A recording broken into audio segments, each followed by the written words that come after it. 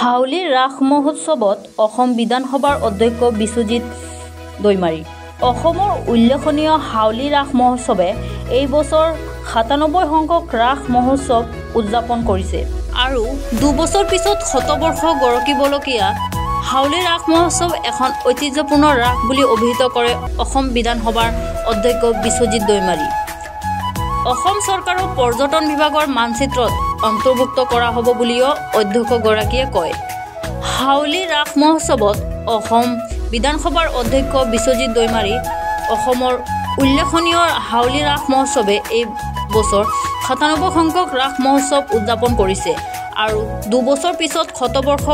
গৰকিবলগীয়া হাউলী ৰাস মহোৎসৱ এখন ঐতিহ্যপূৰ্ণ ৰাস বুলি অভিহিত কৰে অসম বিধানসভাৰ অধ্যক্ষ বিশ্বজিৎ দৈমাৰী। অসম চৰকাৰৰ পৰ্যটন বিভাগৰ মানচিত্ৰত অন্তৰ্ভুক্ত কৰা হ'ব বুলিও অধ্যক্ষগৰাকীয়ে কয়। শুভৰাত্ৰি। এইটোতো বিদায়ৰ সময়হে, কিন্তু ৰাত্ৰিটো শুভই হয় এতিয়াও। আজিৰ এই অনুষ্ঠানত উপস্থিত আমাৰ সকলোৰে শ্ৰদ্ধা আমাৰ প্ৰাক্তন অসম বিধানসভাৰ প্ৰিন্সিপাল ছেক্ৰেটাৰী আৰু বৰ্তমান আমাৰ ৰাজ কমিটিৰ সভাপতি শ্ৰী হেমেন দাস ডাঙৰীয়া, আমাৰ মাজত উপস্থিত আছে আমাৰ কাৰ্যকৰী সভাপতি শ্ৰী কৰণ চন্দ্ৰ নাথ ডাঙৰীয়া, আমাৰ মাজত উপস্থিত আছে আমাৰ একদম ভূটানৰ পৰা জিমপুৰ পৰা আমাৰ আলহী লগত আহিছিলে মিষ্টাৰ নৰবু ৱান্দি, তেখেতে আমাৰ ভূটান ইণ্ডিয়া ফ্ৰেণ্ডশ্বিপ এছ'চিয়েশ্যনৰ সভাপতি আছিলে আগতে চামদেৱ জংকাৰত, এতিয়াও জিমপুৰ থাকি তেওঁ ভূটান ইণ্ডিয়া ফ্ৰেণ্ডশ্বিপ এছ'চিয়েশ্যনত থাকিয়ে কাম কৰি থাকে, তেওঁ ব্যৱসায়ীও হয় আৰু তেখেতৰ বহুতখিনি কণ্ট্ৰিবিউশ্যন আছে আমাৰ বৰ্ডাৰ এৰিয়াত ভূটান চিটিজেন আৰু আমাৰ মাজত যিকোনো বিষয়ত কিবা এটা সমস্যা সৃষ্টি হ'লে তেখেতসকলে আগুৱাই আহি পালে সেইবোৰ সমাধান কৰাৰ ক্ষেত্ৰত যথেষ্ট সহায় কৰে। গতিকে তেনেকুৱা সদায় আমাৰ লগত আছে তেখেতসকলে। আৰু আমাৰ মাজত আছে আমাৰ কমিটি উপদেষ্টা শ্ৰী ফণীন্দ্ৰ ভায়ন ডাঙৰীয়া, নৃপেন্দ্ৰ পূজাৰী ডাঙৰীয়া, ভগীৰথ নাথ ডাঙৰীয়া, ৰাঘৱ চন্দ্ৰ নাথ ডাঙৰীয়া আৰু সাধাৰণ সম্পাদক অমৰেন্দ্ৰ পাঠক ডাঙৰীয়া, নিপামণি কলিতা ডাঙৰীয়ানী আৰু বহুতো বিশিষ্ট ব্যক্তি আৰু যিসকলে এই ৰাজ মহোৎসৱ সফল কৰাৰ ক্ষেত্ৰত সদায় লাগি আছে আৰু আজি ইয়াত ৰাজ মহোৎসৱ উপভোগ কৰিবলৈ অহা আমাৰ হাউলী অঞ্চল আৰু দূৰৰ পৰাও অহা মোৰ শ্ৰদ্ধাৰ ব্যক্তিসকল আৰু শ্ৰদ্ধা ৰাইজ। ৰাজ মহোৎসৱ আমাৰ অসমৰ সংস্কৃতি, আমাৰ গুৰুজনা শ্ৰীমন্ত শংকৰদেৱে এই ৰাসলীলা এই অসমত আজিৰ পৰা ৫০০ বছৰ আগতে আৰম্ভ কৰি গৈছিলে। ৰাসলীলা হ'ল আমাৰ প্ৰভু ঈশ্বৰ, আমাৰ শ্ৰীকৃষ্ণ, তেওঁ এই জগতখনত আৱিৰ্ভাৱ হোৱাৰ পিছত বিভিন্ন সময়ত বিভিন্ন ধৰণৰ ৰূপ লৈ কোনোবা বেয়া শক্তিক ধ্বংস কৰা,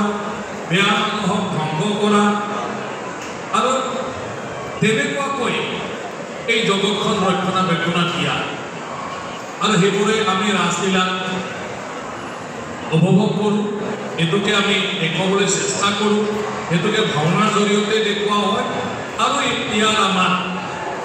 মূৰ্তি কয় না, প্ৰতিমূৰ্তি কয়,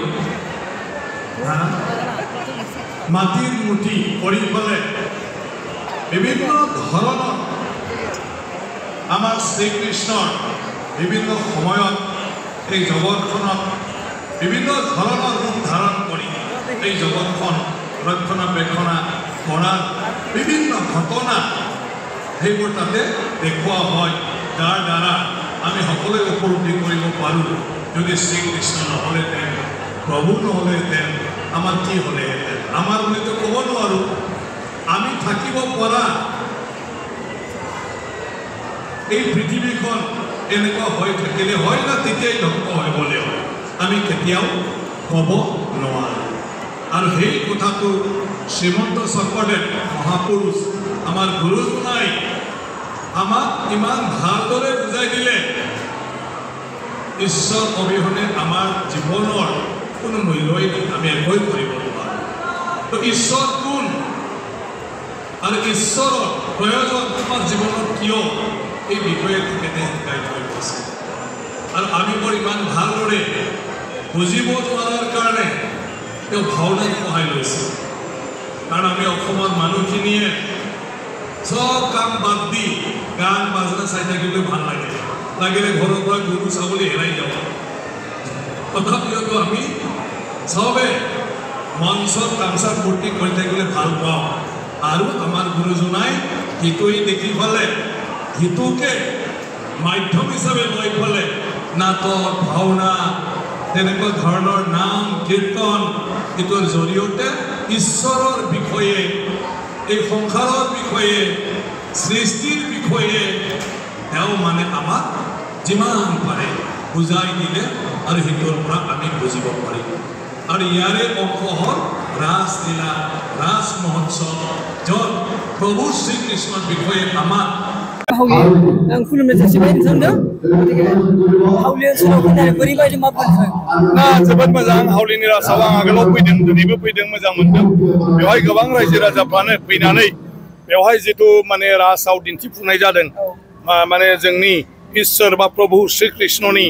माने बायदिसिना समाव बायदिसिना महर लानानै बे संसारखौ रैखाथि होनो थाखाय बायदिसिना गाज्रि शक्तिफोरखौ जेरै दमन खालामदों धंस खालामदों बेफोरखौ बयबो फैदों नायफैदों आं सानो बिनि गेजेरजों इसोर बा आनान गसाइनि मोनसे माने मोनदांथिखौ रायजोफ्रा मोननो हायो आरो बाकी प्रग्रामफोरखौबो नुदों बयबो मोजाङैनो फैदों मोजाङैनो बाहागो लादों बे मोनसे मोजां नेरसोन रासलीला एबा रास महोत्सवआ जाहैबाय आसामनि हारिमु आरो बे हिसाबै आसामाव बे बोथोराव जेरावबो रासलीला खालामो স্যার যেহেতু আপুনি আজি ৯৭ হাউলি ৰাস মহোৎসৱ উপস্থিত আছিলে যেহেতু শ্ৰীকৃষ্ণৰ বাল্যকালৰ পৰা আপুনি গোটেই তেওঁৰ ভগৱান শ্ৰীকৃষ্ণৰ গোটেইখিনি আপুনি ব্যাখ্যা কৰিছে কি ক'ব খোজে নাই নাই কি ক'ব খোজেতো নহয় ঈশ্বৰ অবিহনে একো হ'ব নোৱাৰে আৰু আমাৰ গুৰুজনা শ্ৰীমন্ত শংকৰদেৱে আজি ৫০০ বছৰ আগতে এই কথাটো শিকাই থৈ গৈছে আজি ৰাসলীলা উৎসৱ আমি যে অসমত পাতো এয়া আমাৰ শ্ৰীমন্ত শংকৰদেৱ তেখেতে আৰম্ভ কৰি গৈছে আমি যে ভাওনাবিলাক কৰোঁ এই ভাওনাবিলাক শ্ৰীমন্ত শংকৰদেৱৰ আৰু ইয়াৰ মূল কাৰণটো হ'ল যাহাতে প্ৰত্যেকজন মানুহে এই ভাওনাৰ জৰিয়তে ঈশ্বৰৰ এক্সিষ্টেন্সটো তেওঁৰ মানে উপস্থিতিটো অনুভৱ কৰিব পাৰে আৰু তেওঁৰ প্ৰয়োজনটো অনুভৱ কৰিব পাৰে আৰু সেই হিচাপে আমি ঈশ্বৰৰ প্ৰতি সদায় যাহাতে মানে ভক্তিটো ৰাখিব পাৰোঁ যেহেতু আজি আপুনি উপস্থিত আছিলে কিন্তু আপুনি অসমবাসী ৰাইজক যেহেতু ৯৭ হাউলি ৰাস মহোৎসৱত আপুনি উপস্থিত আছিলে আজি কি আহ্বান জনাব খোজে না বিশেষ আহ্বান কৰিব লগতে অসমত আজি ৫০০ বছৰৰ বেছি ৰাসলীলা উৎসৱ চলি আহি আছে গতিকে সেইটো হ'ল আমাৰ সংস্কৃতি আৰু সেই হিচাপে আমি ঈশ্বৰক পাহৰিব নালাগে আৰু ৰাস উৎসৱটো হ'ল আমাৰ ঈশ্বৰৰ প্ৰতি এটা ৰেচপেক্ট সন্মান মানে সেইটোৱে আৰু ঈশ্বৰৰ মানে এই যে মানুহৰ ৰূপত শ্ৰীকৃষ্ণৰ ৰূপত ইয়াত আহি সংসাৰখনত মানে এই সংসাৰখন ৰক্ষণাবেক্ষণ দিয়াৰ ক্ষেত্ৰত কি ধৰণৰ ভূমিকা লৈছিল সেইটো যাহাতে মানুহে যিহেতু পাহৰি থাকে সেইটো যাহাতে পাহৰি নাযায় তাৰ কাৰণে সেই ৰাস মহোৎসৱটো আমি পালন কৰিব লাগে আৰু তাত তেনেকুৱা ধৰণৰ আমি